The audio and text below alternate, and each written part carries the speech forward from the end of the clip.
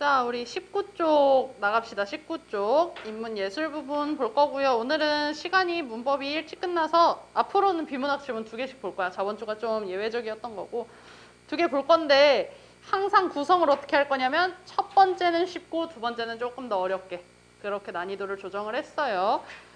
자, 그래서 오늘을 이거는 단순한 해설을 넘어서서 너네가 이제 앞으로 비문학 지문을 접하면서 어떻게 읽어야 되는지 스킬적인 부분까지 알려주려고 해. 그래서 그 부분을 터득해서 너네 걸로 만들어서 한번 워크북에 적용을 해봐봐. 알았지? 자, 그러면은 그 19쪽에 해당하는 부분 지금 6분 정도 줄 테니까 한번 읽어봅시다. 자, 시작.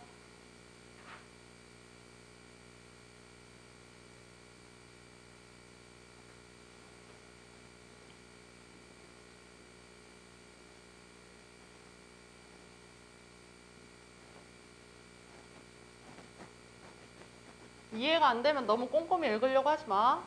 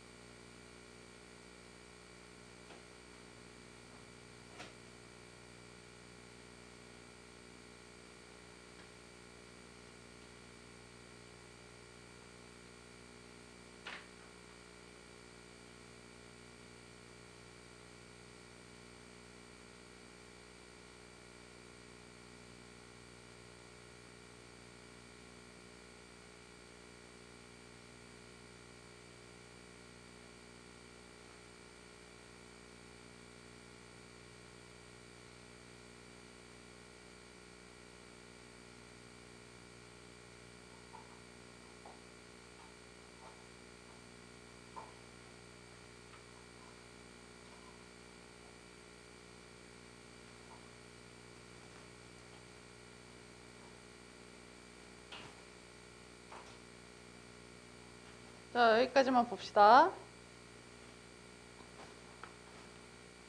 자, 첫 번째 질문. 진짜 안 어렵지? 정말 쉬운 걸로 골랐고, 실제 이게 모의고사에 기출이 됐을 때는 오답률이 가장 낮은 지문이었습니다. 틀린 사람이 거의 없었다는 뜻이기도 하고. 자, 그래서 가볍게 훑어볼 건데, 이 지문에서는 주로 해석보다는 너네가 집중해서 봐야 할 게 그 읽는 스킬적인 부분.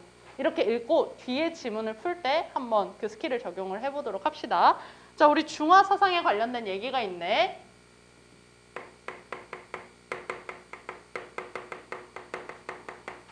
자, 중화사상이라는 게 뭔지 뒤에 보면은 한족이 자신들을 세계의 중심을 의미하는 중화로 생각하고 주변국들이 자신들의 발달된 문화와 예법을 받아들여야 한다고 생각한 사상이다라고 되어 있어요. 자, 중화라는 것 자체가 뭐냐면 한족이 자신들이 이제 세계의 중심이다 이거야. 한족이 말하기를 우리가 바로 세계의 중심이다라고 말을 했는데 얘네는 보편적으로 어떤 생각이 내재가 돼 있었냐. 거기 보면은 주변국들이 문화와 예법을 받아들여야 한다고. 자, 그러면 이 사상이 어디로 간다고? 누구에게로?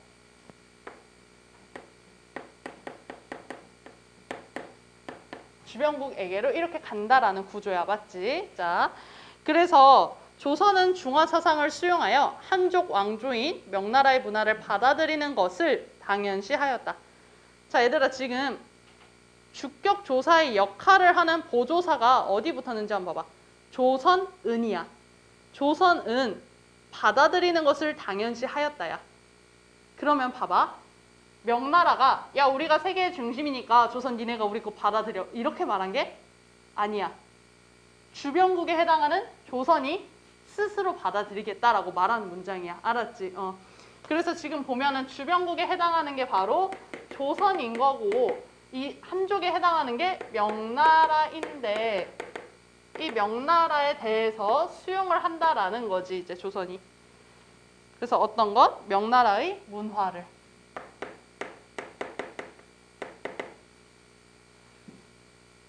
자, 이런 구조인 거야 지금.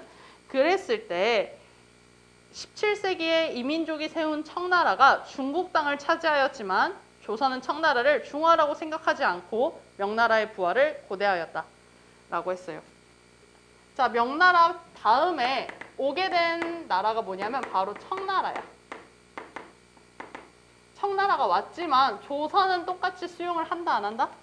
안 한다. 이 청나라의 문화와 예법을 수용하지 않았어. 그래서 이때 조선의 송시열이 말한다라고 다음 문장에 되어 있어요. 보면은 송시열은 오랑캐는 중국을 차지할 수 없고 금수는 인류와 한 부류가 될 수 없다라고 하였는데 이는 청나라를 공격하자는 북벌론과 청나라를 배척하자는 척화론으로 이어졌다.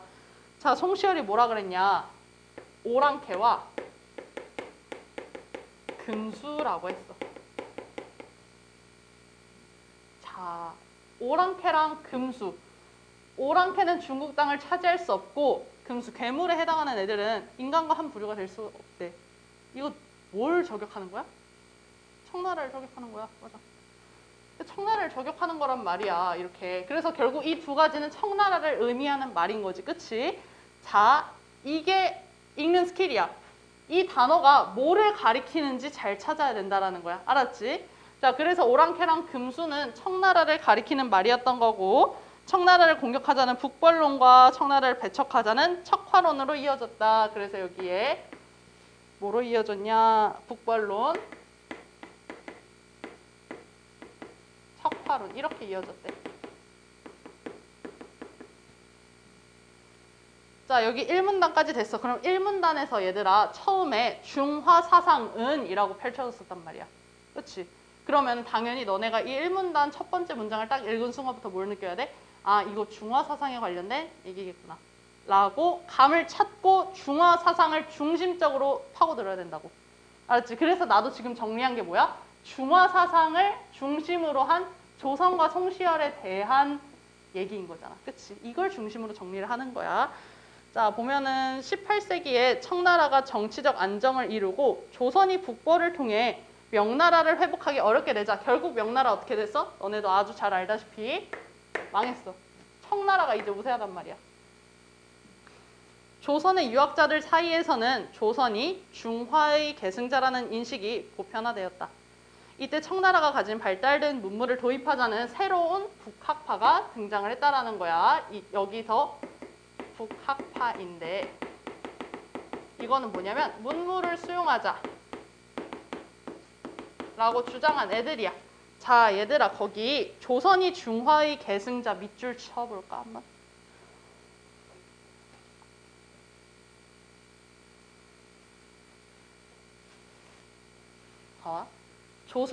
조선이 중화의 계승자라는 인식이 보편화되었다. 이거는 결국 다른 말로 하면 뭐냐면 조선이 생각한 중화는 뭐야?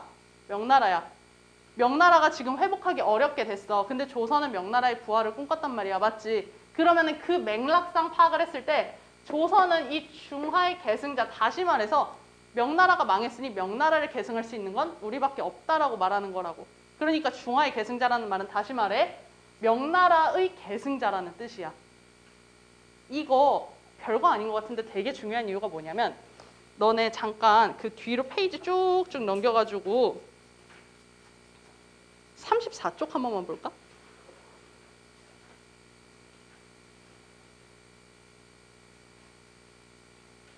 (34쪽) 다 폈나요? 34쪽이 손해보험에 해당하는 사회경제 지문이에요. 다음 주에 할 부분이고 자 거기에 나오는 개념어만 10개 이상이야. 인문 철학에서는 별로 중요하게 생각되지 않던 단어 통일이 사회경제로 점점 들어가면 들어갈수록 필수가 되어가고 있는 거야. 알았지? 자 봐봐. 너네가 나를 뭐라 불러? 쌤이라 부르지. 그치? 그 다른 선생님들 나를 쌤이라 부를 거 아니야. 근데 나는 내가 만약에 대학생이야. 그러면 교수님 나를 학생이라 부르겠지. 자, 어딜 가든 나는 달라져. 약간 품사랑 문장성분이랑 비슷하다. 그치? 근데 결국에 나는 뭐야? 하나의 개념밖에 없어. 나라는 개념밖에 없어. 맞지? 비문학도 마찬가지야. 하나의 개념밖에 없는데 그걸 여러 가지 말로 풀어서 쓰는 것뿐이야. 그러니까 그 개념어를 찾아서 가는 여행이 필요하다는 거지. 알았지? 그 과정을 지금 계속 하고 있는 거야. 자, 그래서 다시 돌아가서요. 다시 19쪽으로 돌아가서. 자, 그래서 어쨌든 중화의 계승자, 명나라의 계승자라는 인식이 보편화되고 북학파가 등장을 해서 문물을 수용하자라고 했어요.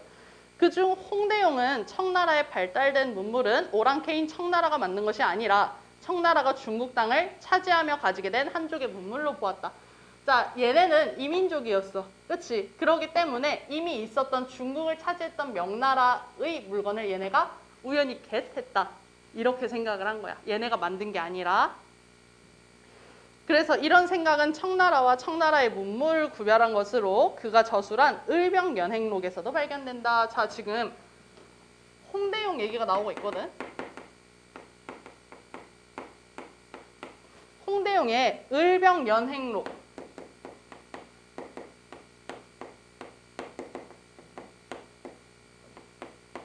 자, 거기 을병연행록에는 뭐라고 돼 있었냐? 다시 위쪽으로 올라가서 청나라의 발달된 문물은 오랑캐인 청나라가 아니라 한족의 문물이며 라고 했지. 그치? 자, 그래서 청나라와 청나라의 문물을 구별했다라고 한 게 을병연행록이라는 거야.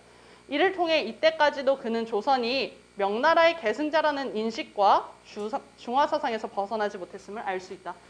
이 책에서 알 수 있는 홍대용의 사상이 뭐라고? 중화사상. 그쵸?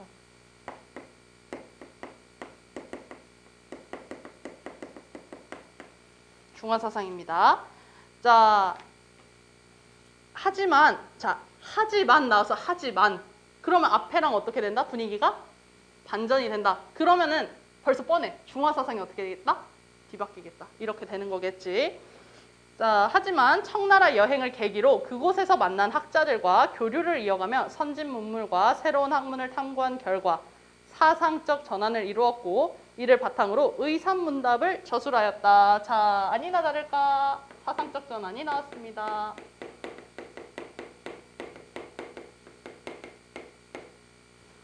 자, 이 글 자체의 제목이 홍대용의 사상적 전환이야. 그래서 이거를 중심으로 이제 볼 건데 여기서는 뭐가 이루어졌다? 사상적 전환.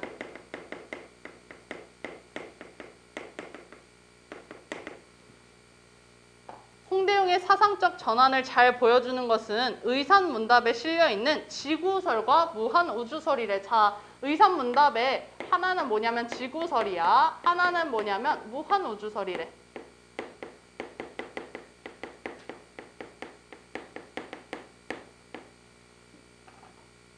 그는 하늘이 둥글고 땅이 모나다는 전통적인 천지관을 비판하고 땅이 둥글다는 지구설을 주장하면서 그 근거로 일식과 월식을 이야기하였다. 일식과 월식이 둥글게 나타나는 것은 달과 우리가 사는 땅이 둥글기 때문이라는 것이다. 자, 여기까지는 중요한 거 별로 없거든. 왜냐면 니네도 알고 있는 개념이잖아. 그치? 근데 이 다음이 중요해. 우리가 사는 땅은 둥글기 때문에 상하나 동서남북은 정해져 있지 않고 개개인이 서 있는 곳이 각각 기준이 될 수 있다고 주장하였다. 자, 이 지구설이 왜 나왔냐면 봐봐. 지구는 동글동글해. 동글동글하기 때문에 어떻다? 상하 동서남북이 없다라고 했어. 이를 통해 도출한 결론이 뭐냐면 서 있는 곳이 각각 기준이 된다. 서 있는 곳이 각각 기준.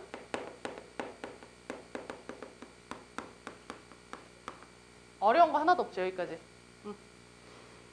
또한 그는 하늘은 무한하여 형체를 알 수 없고 지구와 같은 땅이 몇 개나 되는지 알 수 없다는 무한우주설을 주장하였다. 자, 이 지구설과 무한우주설은 어쨌든 두 개가 엄청 다를 텐데 보면은 중화사상과는 다른 생각이래. 어떤 것? 세상의 중심과 그 주변을 구별하는. 자, 여기서 두 번째 스킬인데 지금 보면 중화사상은 중심과 그 주변을 구별하는 중화사상과 다른 세상이다라고 나와 있어. 맞지? 자, 어디로 돌아가야 되냐면 여기로. 애초에 중화사상이 한족이 생각하기에 자신들이 세계의 중심이라는 거였어. 그래서 이에 따라 주변국들은 자신들을 받들여야 된다라고 했었고 이게 뭐가 되겠어? 중심과 주변이 되는 거야. 자, 이런 개념이 있었기 때문에 여기서도 적용이 되는 거지. 알았어? 여기서 중화사상이 뭐라고? 중심이 있고 주변이 있다. 이렇게 앞에 있는 문단이잖아, 얘들아. 이건 결국 글이야. 니네가 앞에 거 까먹으면 뒤에 거 아무 소용없다고. 앞에서부터 계속 끄집어, 계속. 알았지? 뒤에까지 계속 끌어오고. 그래서 홍대용은 하늘에서 우리가 사는 세상을 본다면 이 땅이 무한한 우주에 비해 티끌만큼도 안 되며 안과 밖을 구별하거나 중심과 주변을 나눌 수 없다고 보았다. 자, 우리가 사는 곳은 너무 작아. 그래서 안과 밖이나 중심과 주변을 나눌 수 없다고 보았다. 자, 중화사상은 메인 포인트가 이거였거든. 중심이 있으면 주변이 있다가 메인 포인트였는데 자, 무한우주설이랑 지구설에 따르면은 중심은 야, 봐봐. 서 있는 곳마다 기준이 다 달라. 무한우주설에서는 뭐라 그랬어? 우리가 중심과 주변을 정할 수 없다라고 되어 있어. 그치? 자, 얘는 반대로 중심과 주변이 없다라고 이걸 구별할 수 없다라고 되어 있는 거야, 지금. 자, 그래서 중화와 오랑캐라는 구별도 상대적이라고 생각했다. 이에 따라 중화와 오랑캐로 여겨졌던 국가가 모두 동등하며 사람들이 각자 제 나라와 제 문화를 기준으로 살아가는 것이 당연하다고 생각했다. 여기 읽잖아. 다시 어디로 가야 되냐면 여기로 가야 돼. 누구? 송시열한테 가야 돼. 왜냐면 봐봐, 얘들아. 여기 뭐라 그랬냐? 중화와 오랑캐로 여겨졌던 국가가 모두 동등하며 그 위에 중화와 오랑캐라는 구별도 상대적이라고 생각했지. 그치? 그러면서 중화와 오랑캐로 여겨졌던 나라가 어떻다? 서로 동등하다라는 사상적 전환까지 이룬 거야, 지금. 그러면서 사람들이 각자 제 나라와 제 문화를 기준으로 살아가는 것이 당연하다고 생각했다. 이 문장을 통해 추론할 수 있는 건 뭐냐면 결국 홍대용이 생각하기에 송시열이 얘네를 오랑캐자 금수라고 칭했던 거는 얘네가 명나라를 떠받들던 문화가 있었기 때문인 거야. 청나라를 배척하고자 하는 그리고 공격하자고 하는 그런 문화가 있었기 때문에 청나라에 대해서 오랑캐이자 금수라고 한 거라고. 개인적 기준이 다 다르다는 소리인 거지. 그치? 송시열한테도 이렇게 적용을 할 수 있어야 돼. 뒤에 있는 걸 계속 끌어오자. 자, 이러한 그의 생각은 모든 사람들이 중심이 될 수 있고 존재 가치가 있다는 생각으로 이어졌고 이를 바탕으로 그는 당시 유교적 명분을 내세우며 특권을 누리려 했던 양반들을 비판하였다. 자, 결국 이 두 가지로 최종적으로 얘기하고 싶었던 건 뭐냐면 자, 모든 사람들이 중심이 될 수 있어. 그리고 존재 가치를 지닐 수 있다라는 거야. 자, 그 바탕으로 양반을 비판했다라는 거죠. 자, 여기서 세 번째 스킬이야. 스스로에게 질문을 던져야 비문학은 잘 풀 수 있어. 얘들아, 내가 하나의 수업을 준비하려고 하면은 정말 몇 개의 인강을 많이 보거든. 정말 많은 선생님들 거를 보고 여러 가지 수업을 보고 배우는데 그때마다 모든 선생님들이 동일하게 하는 비법은 뭐냐면 다들 질문을 스스로에게 해. 궁금한 걸 스스로 만들어. 그거를 그리고 답을 찾는단 말이야. 너네도 마찬가지야. 봐봐. 모든 사람들이 중심이 될 수 있으며 그러면 존재 가치를 지닐 수 있다. 엥? 왜 이런 결론이 도출이 되는 거지? 두 번째 질문. 엥? 왜 양반을 비판하는 거지? 라고 질문을 던질 수 있어야 돼. 그렇게 해놓고 혼자 정리해놓은 걸 보면서 답을 찾아봐. 왜 중심이 되면 존재 가치가 생긴다고 했겠어?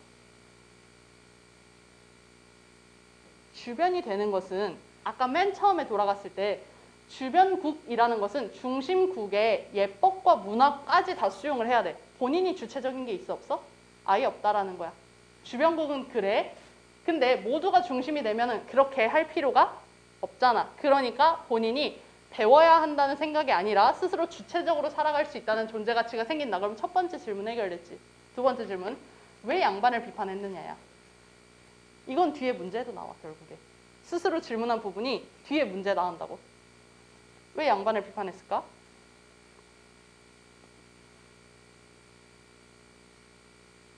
왜 그랬을까?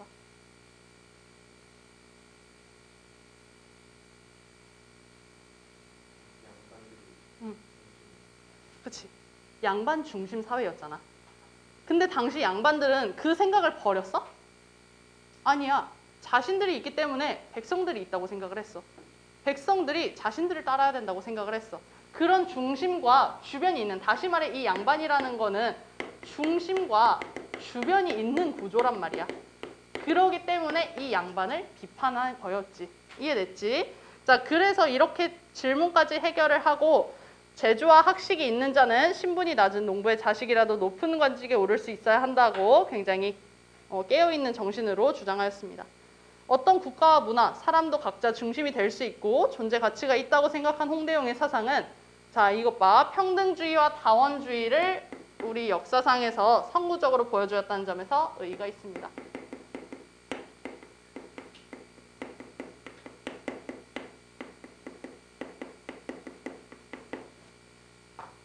자, 이렇게 지문은 정리가 됐고 지문 내용 자체는 하나도 안 어렵지. 자, 근데 아까 알려준 스킬 3가지 잠깐만 정리하고 가자. 첫 번째 뭐였냐면 단어 통일이야. 단어 통일은 결국 뭘로 이어지냐? 개념 정리로 이어진다라는 거죠. 하나의 개념으로 압축이 됩니다. 자, 그리고 두 번째가 뭐냐면 계속 앞부분 끌어오기. 이게 되잖아. 그러면 너네 그냥 맥락 파악은 당연하게 되는 거야. 세 번째, 읽으며 스스로 질문하기.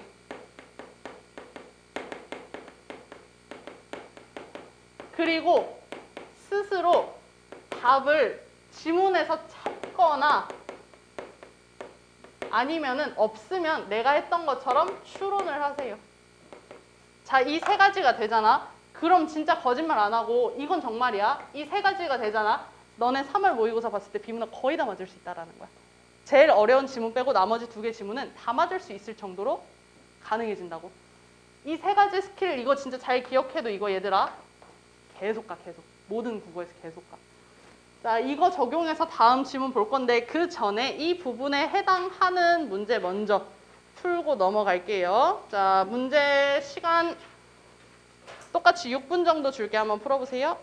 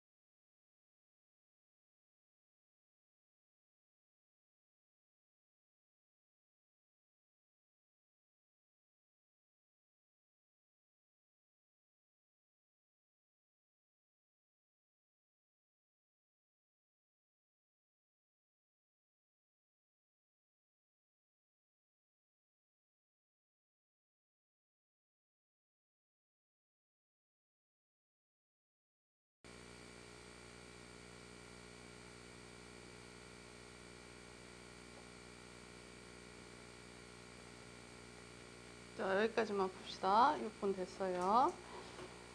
자, 한번 볼게. 일단 1번은 너무 쉬웠어. 1번은 쉬웠어. 1번은 2번이거든? 틀린 사람? 아직 안 풀었어? 자, 1번은 왜 2번이지?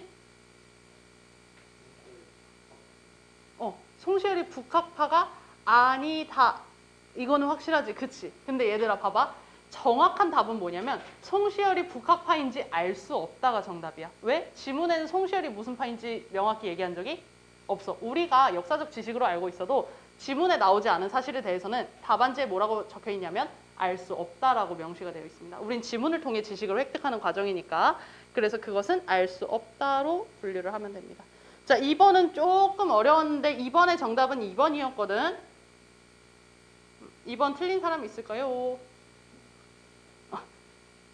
자, 보면은 갑은 사람만이 귀하다라고 했어. 자, 굳이 인물로 따지자면 송시열과 홍대용 쪽 누구에 관련된 사상이야? 송시열이야. 자, 밑에 오류는 사람의 예의고 초목에 예의가 있다. 그래서 사물의 관점을 기준으로 하면 사물이 귀하고 사람이 천하고 사람을 기준으로 하면 사람이 귀하고 사물이 천하다. 하늘에서 보면 사람과 사물은 똑같다고 무한우주설과 통하는 부분인 거죠. 그래서 홍대용의 사상입니다. 자, 그랬을 때 왜 2번이 정답이냐? 동물이 사람보다 천하지만 초목보다 귀하다는 갑의 생각은 양반이 왕보다는 천하지만 이라는 구절이 지문에 나와 있던 적이 없어요. 자, 특히나 아까 이 부분에 관련돼서 그래. 자, 양반 비판을 왜 했냐? 이건 내가 너네한테 지문 설명을 해주면서 내가 스스로 질문하고 내가 스스로 답했잖아. 근데 결국에 이 부분에서 선지로 나오면서 어때? 우리로 하여금 한 번쯤 생각을 하게 해준다고. 어느 부분과 다 와 있는 거야. 중심이 모두가 다 각자가 중심이 되며 각자가 존재 가치를 만들고 중심과 주변은 없기 때문에 중심과 주변으로 이루어진 이 양반 사회의 사람들을 비판한다라고 했던 건데 이 부분이 해석이 안 되잖아. 그럼 이 2번을 골라낼 수가 없는 거지. 그렇지? 그래서 양반이 왕보다는 천하지만 이것 때문에 비판한 거는 아니었었어. 그쵸?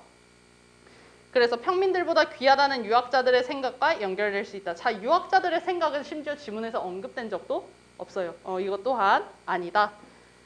자, 3번은 3번입니다. 자, 3번은 좀 쉬운 편이었지, 3번은. 3번은 넘어가고요. 4번은 4번이야. 자, 4번도 쉬운 편이었어. 그쵸? 4번도 넘어가고요. 5번은 좀 의외로 많이 틀렸는데 5번은 3번이 정답이거든요. 여긴 다 맞았을까? 잘했어요. 자, 5번 3번입니다. 어려운 건 없었기 때문에 이 다음 지문으로 넘어갈 텐데 이 다음 지문이 난이도가 꽤 상당해요. 왜냐면 인문 철학 지문 중에서 얘들아, 인문 예술 지문 중에서 난이도가 높게 나온다 그러면 무조건 명제야. 무조건 명제. 근데 이게 명제 지문이야. 알았지? 한번 넣어봤거든. 이거 읽는 시간 10분 줄 테니까 천천히 읽고 굳이 이해하려 하지 않아도 됩니다. 자, 시작.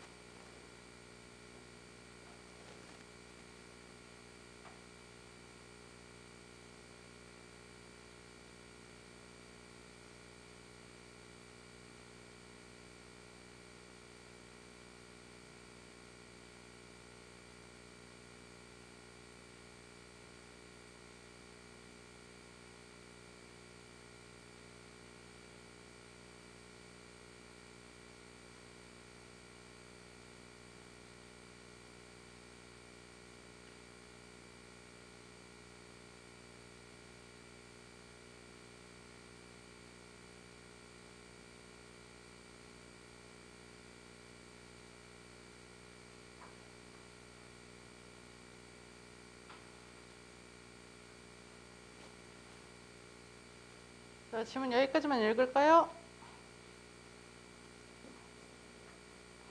자, 명제 문제 중에서도, 명제 지문 중에서도 이 지문 같은 경우에는 개인적으로 근 10년간의 명제 지문 중에서 가장 쉬운 명제에 해당이 됐기 때문에 이번에 가져왔던 부분이고,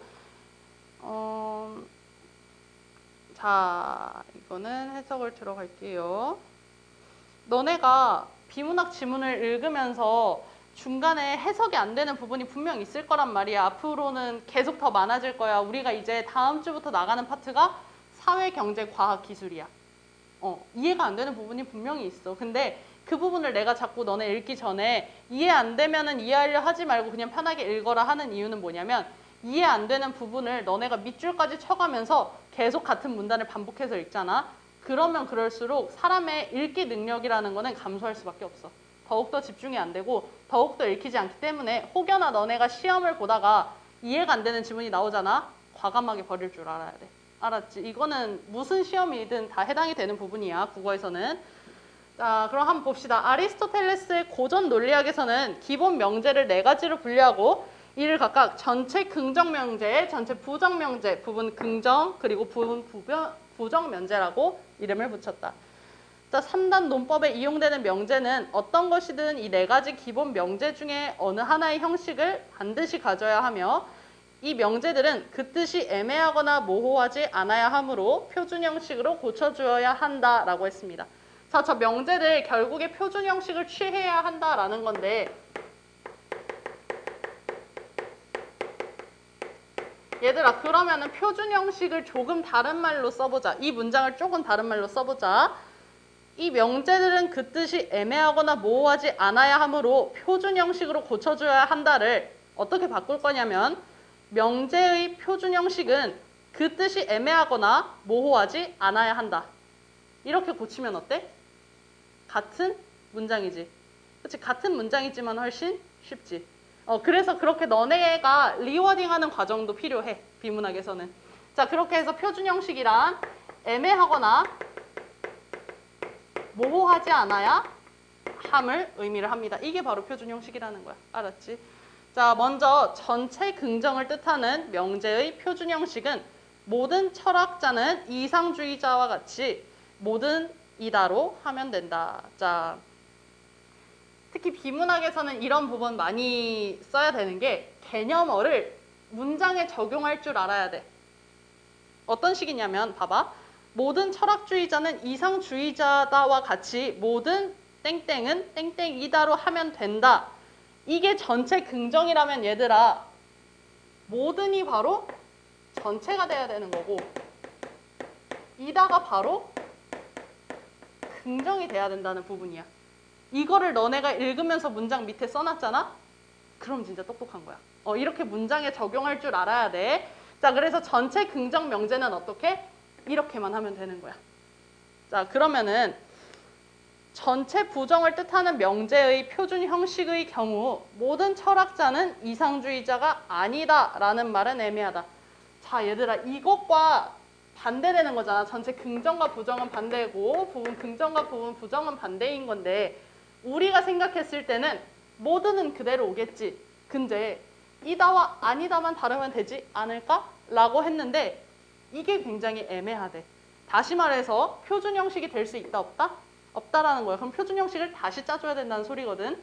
근데 얘가 왜 애매하냐면, 철학자는 한 사람도 이상주의자가 아니다를 뜻하는 건지, 아니면 철학자 중에는 이상주의자가 아닌 사람도 있다를 뜻하는 것인지 분명하지 않기 때문이다. 명제가 어려운 이유는 이런 말장난 때문이야. 계속 똑같은 말이 되풀이되면 우리 뇌는 이거를 구별을 못해. 자, 이게 텍스트로 써 있어서 그렇지 이렇게 보면 굉장히 쉬워.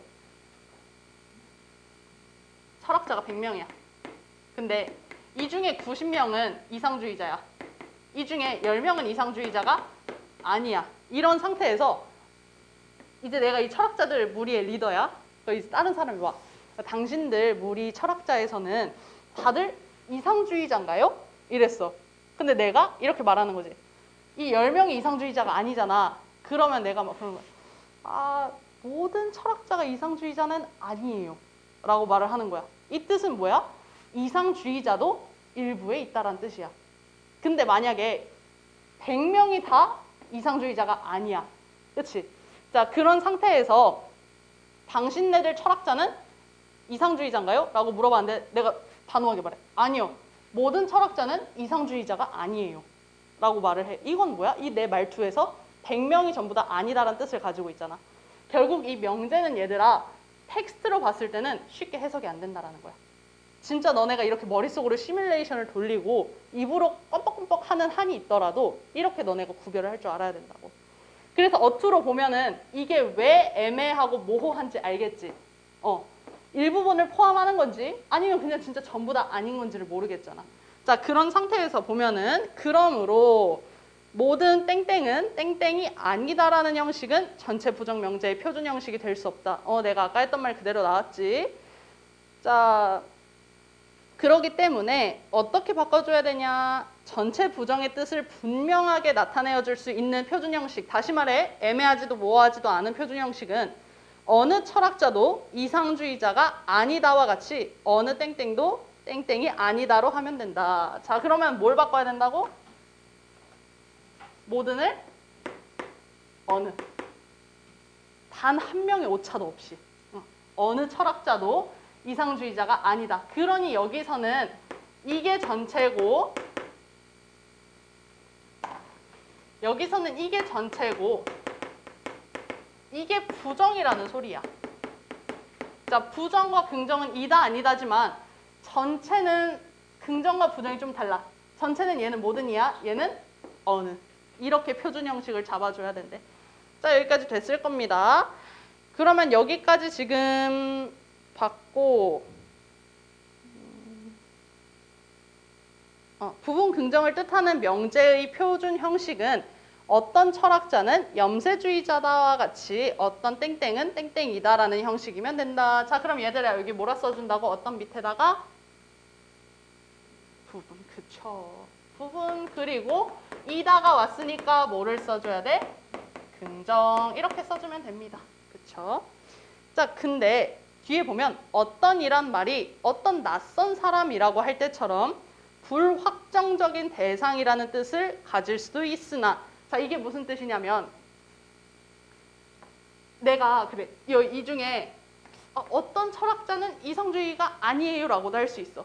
근데 그걸 뜻하는 걸 수도 있고 혹은 내가 딱 한 명만 이상주의자가 아니야. 그래서 어떤 그 사람은 이상주의자가 아니던데요? 이렇게 말할 수도 있는 거야. 그게 이 문장이야. 그래서 불확정한 대상을 지칭하는 걸 수도 있고 혹은 집단을 지칭하는 걸 수도 있고 그래서 약간 얘처럼 오해의 소지가 있나? 하고 봤더니 뭐라고 돼 있어? 그것은 부분 긍정을 뜻하는 데는 별 문제가 되지 않는다. 자, 우리 그러면 얘처럼 짚고 넘어갈 필요가 있어? 없어? 없어. 그냥 얘는 부분 긍정이면 끝이야. 알았지? 자, 근데 궁금하지 않아? 왜 문제가 안 되는지? 나만 궁금해? 뭐 그럴 수 있어요. 나만 궁금할 수 있어. 근데 이거는 궁금해야 되는 포인트야. 그 답을 뒤에서 찾아줄게. 자, 여기 이거 궁금증 하나 남겨놓고 가자. 뭐냐면 얘는 왜 문제가 되지 않지?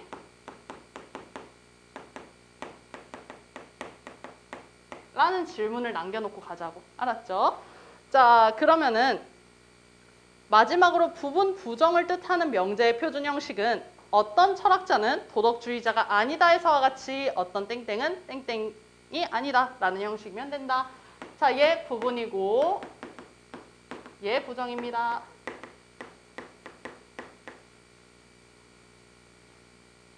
자, 그래서 이 문단까지 지금 뭘 설명을 했어? 아리스토텔레스의 기본 명제 4가지의 예시와 그 형식, 표준 형식에 대해서 찾아본 겁니다. 그렇죠? 밑에서부터는 이제 다른 예시들이 좀 나와 있어요. 고래는 포유동물이다 라는 일상 언어의 문장은 모든 고래에 대한 긍정을 뜻하는 것이므로 이것을 표준 형식의 명제로 고치면은 자, 저 4가지 중에 하나로 반드시 해야 돼. 근데 4가지는 반드시 뭐가 붙었었어? 전체 긍정이면 모든이 붙어야 됐었어. 이게 표준 형식이었단 말이야. 그걸로 고쳐주면 앞에 뭐를 붙여야 된다고? 모든. 이렇게 붙여야 된다라는 거야. 그치? 자, 그래서 이렇게 고치면 되고 그러나 칼을 쓰는 자는 칼로 망한다라는 말은 전체 긍정의 뜻으로 받아들일 수도 있고 부분 긍정의 뜻으로 받아들여질 수도 있대. 자, 이거 한번 봅시다. 1번 전체 긍정,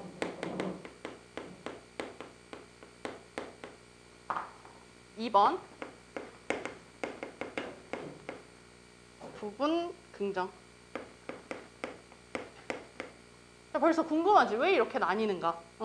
해서 보면은 이것을 칼을 쓰는 모든 사람은 칼로 망하는 사람이다. 자, 이 문장 안에 무슨 표현이 들어갔어, 방금? 모든. 그럼 전체 긍정의 경우에는 이렇게 모든을 넣으면 돼. 그러면 칼을 쓰는 모든 사람은 칼로 망한다라는 거야. 이해됐지? 자, 이거는 모든에 해당이 되겠지. 그치만 칼을 쓰는 어떤이라는 부분 표현을 넣어버리면 부분 긍정이 된다고. 그 차이야. 칼을 쓰는 어떤 사람은 부분, 칼을 쓰는 모든 사람은 전체 긍정. 자, 근데 이게 얘들아 뭐라 그랬어? 아리스토텔레스의 고전 논리학이었어. 근데 이 부분이 너무 어려운 거야. 이 부분이 해석이 안 되니까 이거는 논리학의 관심 문제가 아니라 사실의 서술 혹은 교훈적으로 봐야 된다는 게 바로 다음에 나오거든. 이어서 읽어보면은 어느 쪽 해석이 옳은가라는 문제는 논리학의 관심 문제가 아니다. 그것을 사실의 서술로 보는 사람은 칼을 쓰는 사람들 중 일부분의 사람만 칼로 망하게 된다는 사실을 긍정하는 것으로 이해하는 것이며 그 반면 그것을 하나의 교훈적인 말로 받아들이는 사람은 그것이 하나의 보편적인 법칙 같은 것을 뜻하는 것으로 이해하기 때문에 전체 긍정으로 읽게 되는 것이다. 자, 이 부분이 좀 어려워. 이 부분이 제일 말장난이 심해요. 무슨 소리냐면 전체 긍정과 부분 긍정은 교훈 혹은 사실적 이해로 받아들여야 된대. 자, 다시 교훈 혹은 사실적 이해. 자, 지문에서 사실적 이해 부분이 먼저 나왔으니까 얘 먼저 볼게. 자, 봐봐. 칼을 쓰는 모든 사람은 칼로 망한다.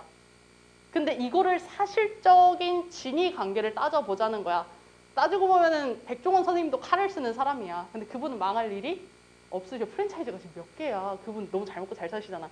그분은 망할 리가 없어. 자, 그럼 우리가 이렇게 생각해보는 거지. 아니, 칼을 쓰는 사람이 이 세상에 얼마나 많은데 모든 사람이 다 칼로 망하나? 이게 사실이랑 관련이 없다는 거야. 100% 팩트가 아니다라는 거지. 그래서 내가 사실이 아니라라고 생각을 했기 때문에 안 망하는 사람들도 많은데 근데 뭐 그 중에 몇 명은 망하겠지. 어떤 사람은 망하겠지라고 사실적 부분 긍정이 돼버린다고. 알았지? 근데 만약에 우리 호랑이도 제 말하면 온다 이거 있지. 그거를 사실적 이해로 받아들여봐. 그럼 내가 호랑아 이랬는데 저기서 벵갈 호랑이가 들어올 순 없잖아. 그치? 그거는 뭐야? 우리가 선조들의 속담이었어. 부르면 온다라는 거야. 우리도 왜 그런 거 있잖아. 내가 이렇게 만약에 정원이랑 이제 예솔이 뒷담을 이렇게 까고 있었어. 근데 예솔이가 얘들아 뭐해? 이러고 들어오는 거야. 그게 뭐야? 호랑이도 제 말하면 온다잖아. 그런 식으로 좀 교훈적인 속담에 관련된 말들은 전부 다 전체 긍정으로 받아들이게 된다는 거야. 이게 사실적인 보편 관계가 아니라 그냥 생각했을 때 교훈을 주는 말이구나 라고 하면 일종의 관용구나 속담으로 치부하게 돼버린다고. 그게 뭐야? 칼을 쓰는 모든 사람은 칼로 망한다. 다시 말해서 칼을 조심하게 다루자. 함부로 겨누지 말자라는 교훈적 의미를 담고 있을 때는 전체 긍정의 보편적 이해로 받아들이게 되는 거야. 이해됐어? 이거 최대한 쉽게 설명한 부분이야 지금. 자, 그러면은 다시 이거 배분해볼게. 사실적 이해는 어디라고? 모든 사람은 망하는 거 아니고 몇 명은 망하겠지라고? 부분 긍정. 얘는 사실적 이해 부분이고 교훈적 이해 부분이 어디다? 전체. 자, 이렇게 받아들이면 돼요. 알았죠?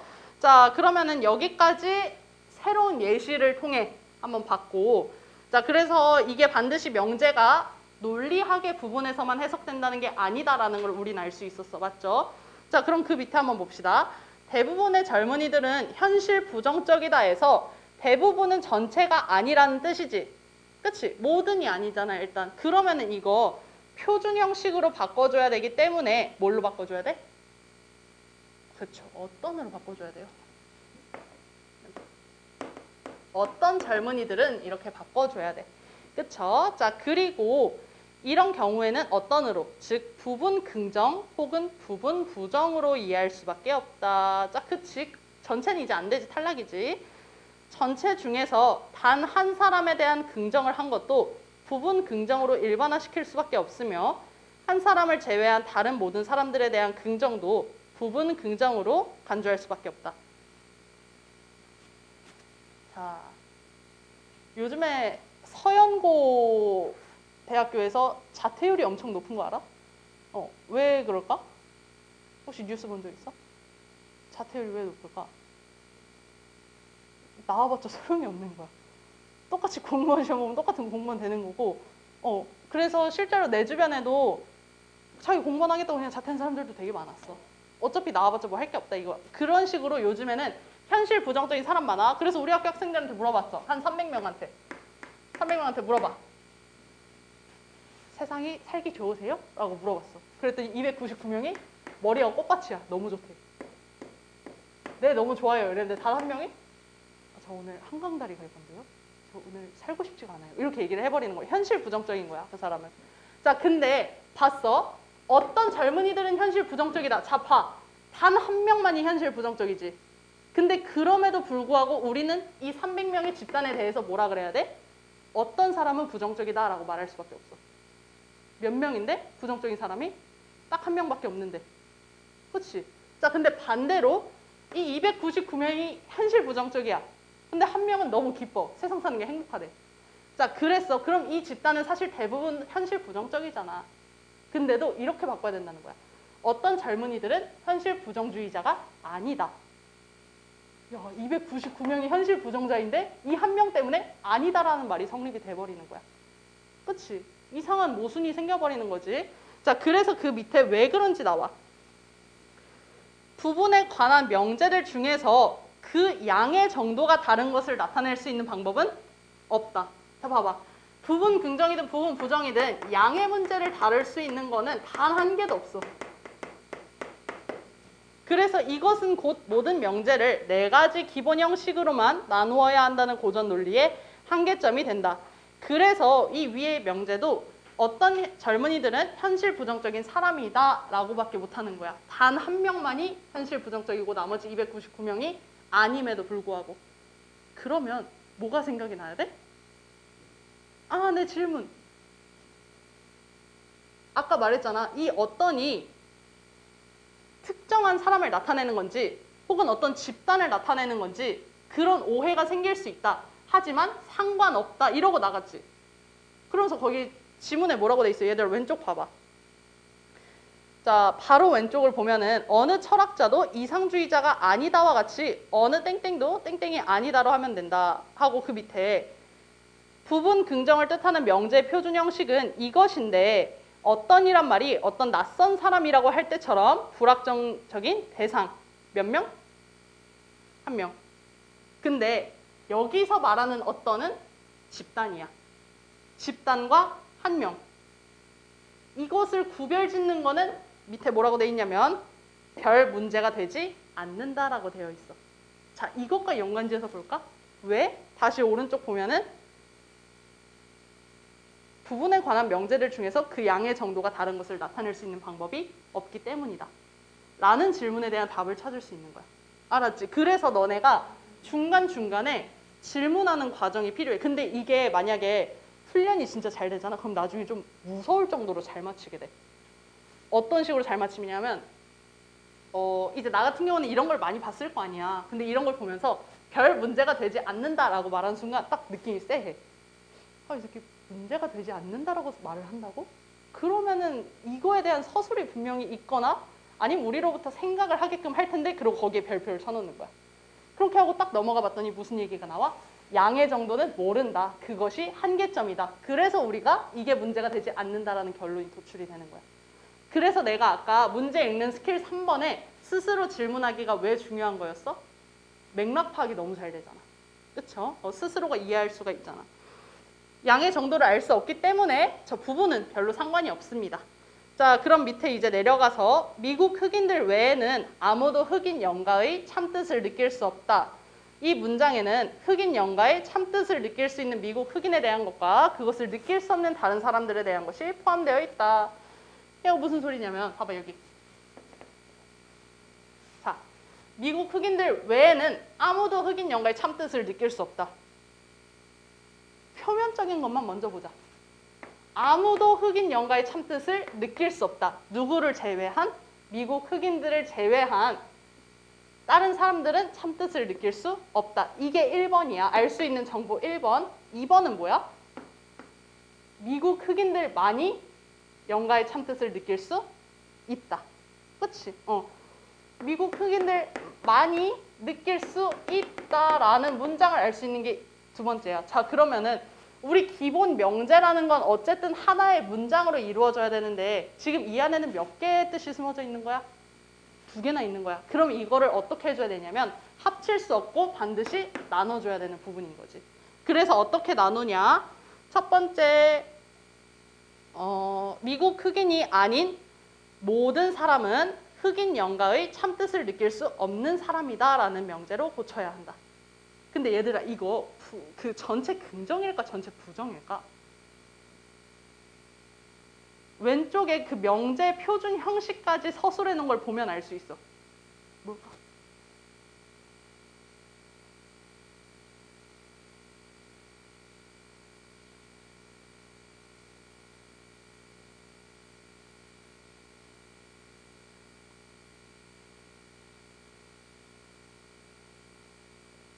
자, 미국 흑인이 아닌 모든 사람은 일단 모든이니까 전체지. 흑인 영가의 참뜻을 느낄 수 없는 때문에 많이 헷갈렸을 텐데 우리 표준 형식만 보자. 뭐야? 이다와 아니다야. 거기 문장을 보면 느낄 수 없는 사람이다로 끝나. 이거는 그럼 뭐에 해당이 돼? 전체 긍정이야. 맞아. 전체 긍정이야. 그래서 없는 때문에 절대 헷갈리면 안 되고 이거는 이다라고 끝나기 때문에 전체 긍정 명제의 표준 형식일 수밖에 없어. 알았지? 자, 그리고 두 번째 명제. 미국 흑인이 아닌 어느 사람도. 자, 어느 나왔네. 자, 어느 나왔으면 네 가지 중 딱 하나밖에 없었어. 어떤 것? 전체 부정밖에 없었어. 그치?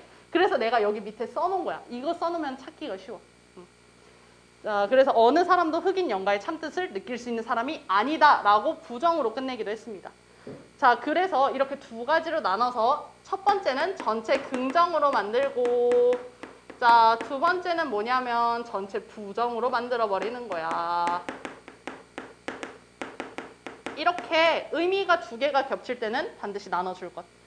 자, 일상 언어의 문장은 그것이 어떤 사실을 긍정하는 것이랄지도 위에서 검토해본 예문들처럼 그것이 논리적 의미가 분명치 못한 것이 많다. 자, 얘들아 그럼 여기서 한 번 더 정리하고 가야 돼. 앞에 거 계속 끌어와야 돼. 논리적 의미가 분명치 못한 것들이 많았어. 어떤 것들이었냐? 첫 번째, 이것을 논리적으로 해석을 할 수 없는 경우. 그래서 다른 부분적 이해로 받아들이는 것. 그리고 두 번째, 그 부분 부정 혹은 부분 긍정의 경우에는 그 양의 정도를 알 수가 없다는 것. 세 번째, 2가지 이상의 의미가 정해진 문장에 대해서는 한 번에 정리를 할 수가 없다는 점. 이 3가지가 전부 다 논리적 의미가 분명치 못한 경우에 해당이 돼. 이렇게 스스로 정리 한번 하고 그리고 다음 문장으로 넘어가서 그것이 이용되는 경우에 따라서 또 내용에 따라서 자, 이거 말하고 있는 거네 지금. 이용되는 경우와 내용에 따라서 이러한 문제는 논리학의 범위에 속하지 않는 것이므로 그것을 사용하는 사람이 자기대로 타당한 이해를 할 수밖에 없는 것이다. 그러한 문장을 표준 형식의 명제로 고치고자 할 때는 먼저 적절한 해석을 한 후 그것이 이해되는 뜻에 따라서 그것에 맞는 형식으로 고쳐주면 된다라고 했습니다. 자, 됐죠? 그래서 일단 명제를 쓰려면 뭐가 필요하냐? 마지막 결론은 이거예요. 어쨌든 우리가 다 다르게 해석을 할 수 있기 때문에 개인적 해석을 하고 그리고 표준 형식으로 고치면 된대.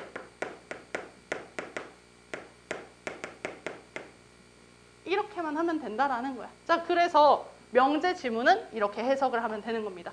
자, 계속 앞에서 내가 말한 그 스킬 3가지 있지? 방금 풀이하면서 혹시 그 3가지 계속 쓰는 거 봤어? 눈치를 못 채겠지만 그 3가지를 계속 끌어다 썼습니다. 그렇기 때문에 얘들아 너네도 반드시 단어 통일 앞에 거 끌어오기, 질문하기 이 세 가지 계속 해야 돼. 자, 그러면은 뒤에 문제 풀면서 스스로 정리하는 시간 가질게요.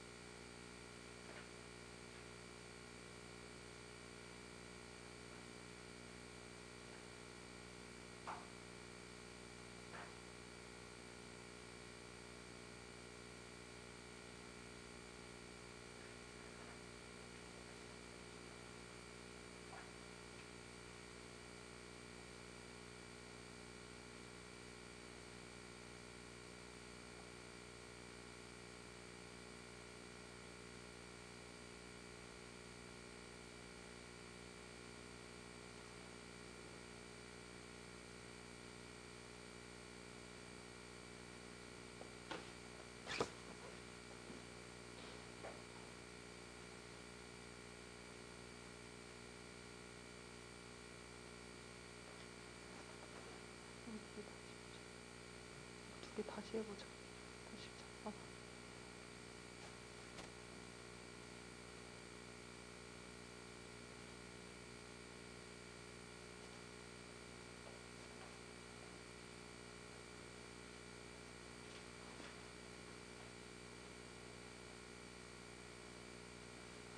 얘들 8번, 9번은 많이 어렵다.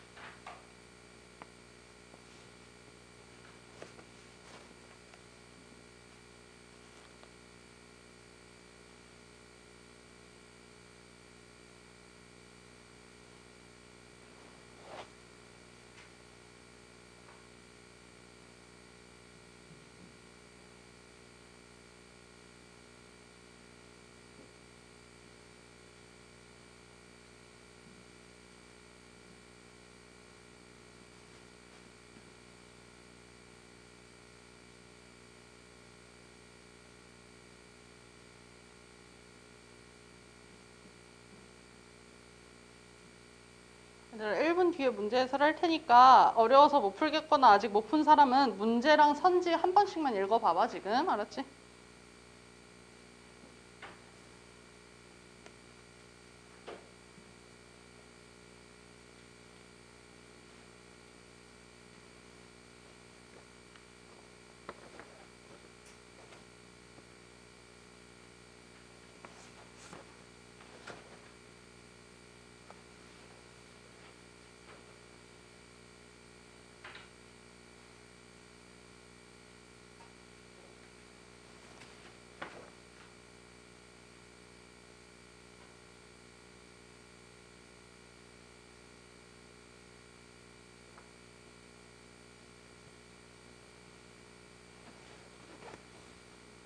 자, 문제 설명하겠습니다. 자, 이거는 전부 다 한번 같이 볼게. 6번에 윗글의 내용과 일치하지 않는 것은 이라고 했어. 1번 보면은 모든 땡땡은 땡땡이 아니다 라는 표준 형식은 네 가지 표준 형식에 해당되지 않는다. 맞아. 왜? 모든 아니다는 안 된다 그랬어. 어떻게 돼야 된다고? 어느? 아니다 이렇게 돼야 된다 그랬어. 전체 부정은. 자, 2번 명제를 표준 형식으로 고치는 이유는 명제 뜻이 어떻게 해야 되기 때문에 모호하지 않아야 되기 때문에 맞습니다. 3번 부분 긍정 명제와 부분 부정 명제는 모두 어떤 이란 말이 포함이 됩니다. 4번 전체에 관한 것이 아닌 모두 부분에 관한 것으로 표현된다. 자, 전체에 관한 것이 아닌 것은 모두 부분에 관한 것. 맞아 아니야? 맞아. 그래서 이게 뭐라 그랬어? 명제의 한계점이라 그랬었어. 이거밖에 표현이 안 되는 게. 5번 일상 언어의 문장이 어떤 사실을 긍정할 경우 자 어떤을 긍정할 경우 논리적 의미가 분명해진다가 아니라 어떻게 됐었어? 이렇게 했더니 양을 모른다라는 논리적 문제가 생겼지. 그래서 내가 아까 뭐라 그랬어? 논리적 문제 3가지 이렇게 꼬집었었어. 자, 그 부분까지 캐치를 해야 됐었고 기억의 이유로 가장 적절한 것은 이라고 했습니다. 자, 보면은 앞에 기억이 뭐였냐면 어느 쪽 해석이 옳은가라는 문제는 논리학의 관심 문제가 아니다. 왜? 보는 사람마다 어떻다? 해석을 할 수 있는 방향이 다르다라고 돼 있었어. 그래서 다시 문제로 돌아가 보면은 자, 1번 일상 언어의 문장은 한 개의 논리학 표준 명제로 고칠 수 없기 때문이다. 사실 이거는 한 개의 논리학 표준 명제를 고칠 수 있어. 표준 형식으로 취할 수 있어. 그렇기 때문에 이거는 적절하지 않고요. 2번 일상 언어의 문장은 전체 긍정으로 해석될 수도 있고 전체 부정으로 해석될 수도 있기 때문이다. 자, 이것과 위에서 말한 그 부분이랑은 똑같지는 않지. 그치? 자, 이거를 제대로 표현하는 건 뭐냐? 바로 3번이지. 일상 언어의 문장은 읽는 사람이나 상황에 따라서 논리적 의미가 다르게 이해되기 때문에 우리가 논리학의 문제로만 풀 수는 없다 그랬어요. 자, 우리 어려웠던 8번 한번 봅시다. 윗글을 참고하여 보기에 대해 판단한 내용으로 적절하지 않은 것은 이라고 했어. 자, 보기를 보면 문제의식이 투철한 사람만 참석을 했다야. 투철한 사람만 참석을 했다. 자, 그러면 문제의식이 투철하지 않은 사람은 참석을 하지 않았다라는 결론이 도출이 되지. 그랬을 때 1번 보자. 참석한 모든 사람은 문제의식이 투철한 사람이었다. 맞지? 지금 여기 누구만 있어? 문제의식 투철한 사람만 있잖아. 그러니까 맞아요. 2번 문제의식이 투철한 모든 사람은 참석한 사람이다는 것을 뜻하지는 않는군. 이것도 맞는 얘기예요. 잘 찾았어요. 3번 문제의식이 투철한 사람의 일부분이 참석했다라는 것을 긍정하지도 않는군. 얘도 맞고요. 4번 참석한 사람들은 모두 문제의식이 투철한 사람들이었다는 사실만을 긍정하는군. 이게 문장이랑 잘 맞닿아 있는 부분이지. 자, 그럼 5번이 정답인데 일단 이거 봐봐. 뭐든 아니다. 이 부분에서 이거 걸을 수 있었어야 됐어. 계속 말하지만 전체 부정은 뭐든 아니다가 아니라 뭐야? 어느 아니다야. 애초에 5번은 표준 형식 자체가 아니야. 그래서 걸을 수 있어야 되는 거야. 알았지? 알고 보면 어렵지 않은 문제였다. 자, 윗글을 바탕으로 보기의 문장들을 표준 형식의 명제로 고친 것으로 적절하지 않은 것은 이라고 했어요. 이것도 사실 알고 보면 쉬워. 왜? 선지에서 표준 형식을 쓰지 않은 건 단 하나밖에 없어. 몇 번? 2번밖에 없어. 맞아. 아주 잘 찾았어요. 자, 대부분이라는 말은 애초에 표준 형식에 포함이 된다, 안 된다? 절대 안 된다라는 거야. 알았지? 자, 그러면은 이거는 생각보다 괜찮았으니 넘어갈게요. 10번 이거 좀 어려웠을 거야. 10번 어휘 문제 어려웠을 거야. 왜냐면 4번이 정답이거든, 얘들아. 그 4번 D가 말하는 게 뭐냐면 한 개야, 한 개. 수량이나 범위 따위를 제한하여 정함.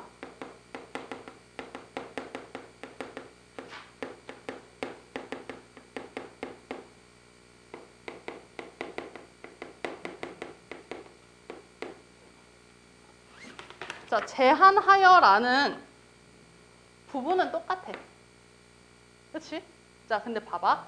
얘는 뭐에 해당이 되냐면 너네가 그 선지에서 뽑은 그 4번 있지? 이거는 뭐에 해당이 되냐면 한 정에 해당이 돼. 제한해서 정함의 한 정이 4번 선지에 대한 답인 거고, 자, 그 지문에 나와 있는 D 있지? 한 개. 한 개는 뭐라고 써야 되냐면 제한하여 경계지음이야.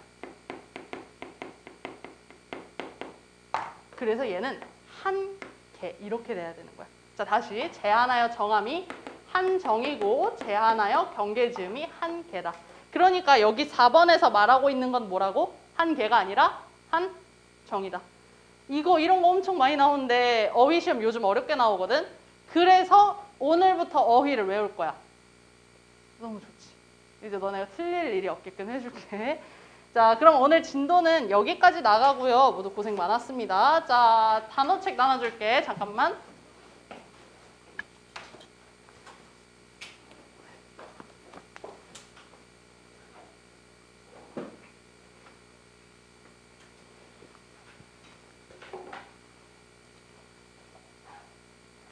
자, 이거 어디 외워야 되는지 범위 알려줄게. 잠깐만요. 아이고, 기절했네. 자, 얘들아, 그 어휘책 우리 학원 선생님들, 국어 선생님들끼리 만든 핸드메이드 북이거든. 그러니까 선생님들이 어떻게 설정을 했냐면 문학에 자주 나오는 어휘, 비문학에 자주 나오는 어휘, 문법에 자주 나오는 어휘 이런 식으로 좀 많이 정리를 해놨어. 근데 우리 지금 나가는 부분에서 어려운 게 독서 부분이잖아. 그래서 독서 출제 어휘를 통해서 너네가 헷갈리는 어휘가 없게끔 할 거거든. 그래서 몇 쪽을 볼 거냐면요. 자, 19쪽 봅시다. 오늘 11월 27일. 자, 11월 27일 과제 알려줄게요. 1번은 2주차 거 워크북 프린트물이고, 그리고 2번은 뭐냐면 19쪽부터 많이는 안 할 거야. 많이는 안 하고 27쪽까지만 할 거야.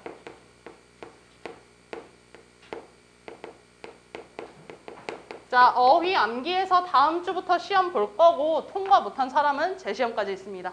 알았지? 근데 어휘 외울 때 약간 달달 외우는 것보다 내가 아까 어떻게 했었어? 봐봐. 제한하여 정함 한정. 제한하여 경계지음 한 개. 이런 식으로 했었지. 국어는 결국 이렇게 되어 있거든. 그렇기 때문에 너네가 이런 식으로 스스로 외울 수 있는 방법을 많이 터득했으면 좋겠어. 어쨌든 이번 주 과제는 이 두 가지를 해오면 되고요. 과제 드릴게요. 과제 받으면 앞에 자기 이름이랑 2주차라고 적으면 됩니다.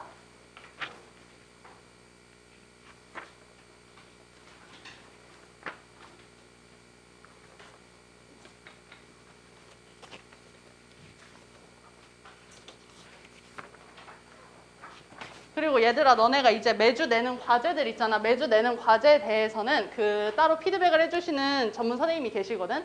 그 선생님께서 너네 거 과제를 받아서 전부 다 문제 밑에 왜 틀렸는지 이렇게 적어주실 거야. 답을 보고 정답을 보고 같이 비교를 해보고 질문이 있잖아. 질문이 있으면 다음 주에 가져와서 나한테 물어보면 돼. 그 부분을 내가 상세히 알려줄 거야. 알았지? 그렇게 해서 혼자 공부까지 해보고 모르겠으면 물어보기. 자, 그렇게 하면 되고요. 오늘 숙제 나한테 제출한 사람이 그리고 끝인가? 3명이? 3명. 얘들아, 7명 중에 3명이 제출했다, 얘들아.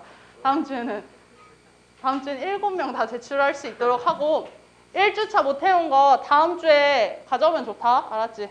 응. 자, 오늘은 이만 집에 갑시다. 오늘 고생 많으셨습니다.